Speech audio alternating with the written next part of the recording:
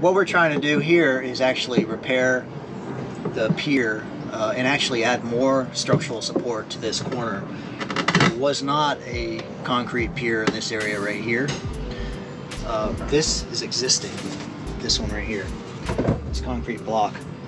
And we actually were able to find some concrete blocks under the house that were not being used to match that style that they don't make anymore.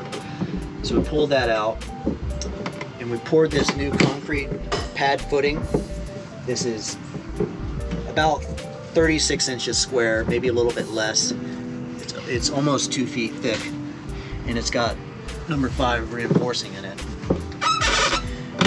And we're my expert mason actually just blended this one in,